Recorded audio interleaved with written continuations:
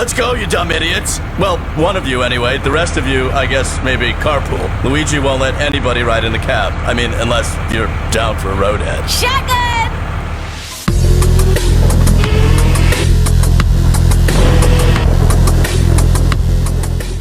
Welcome back, dudes. In this episode, I'm going to drive the 911 and the throttle assembly is going to fail and pull out the bottom of the car, and then I'm going to get stranded. And then the forecast that I checked 3 times today is going to change. It's going to rain. So we're going to resort to some sort of, this is a biodegradable target top for 911s.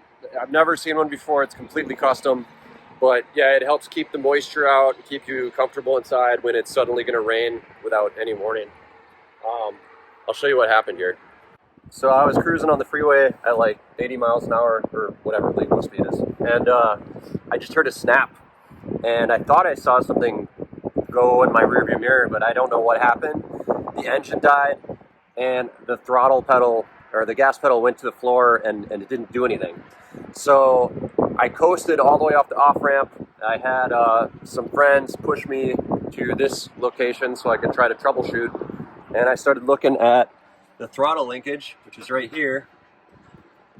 And normally, there's a threaded rod that comes up here. Let's see if I can get in here. Normally there's a threaded rod that comes up this hole and goes onto this arm right here. And it has left a chat. And what I did is I went under here and where is it?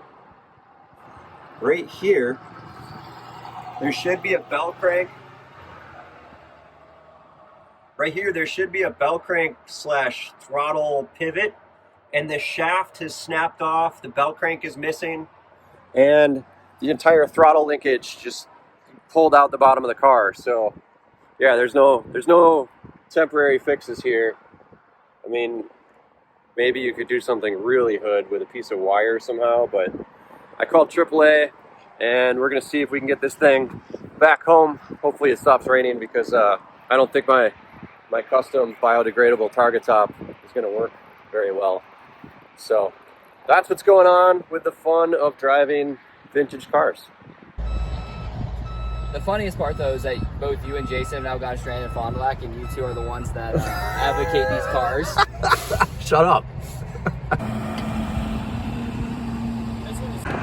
Smile.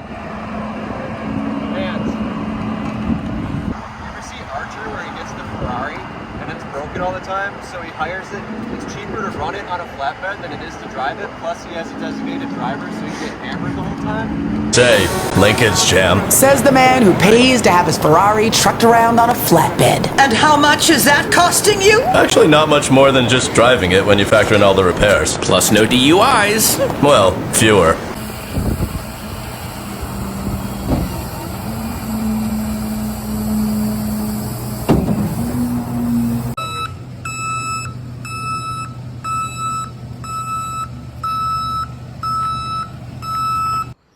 All right, it's been a day and the car is safely inside, but yeah, dudes, I don't really know what to do about this. I mean, it's going to be kind of hard to get to. I'm not even sure if I can get to that shaft or not without doing a partial drop.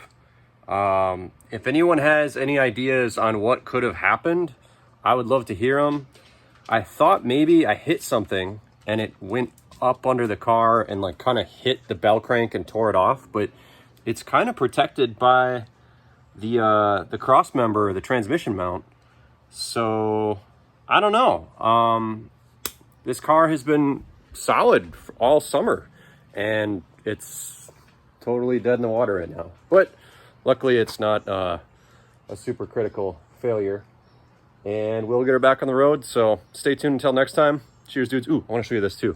So the Jag project that I've been working on, there's back Astro, still need to do the front end. But look at this freaking intake. So we are finishing polishing that tonight, and then we're gonna try to put the carbs on the car and see if it makes some noise. So stay tuned for that too. Cheers, dudes.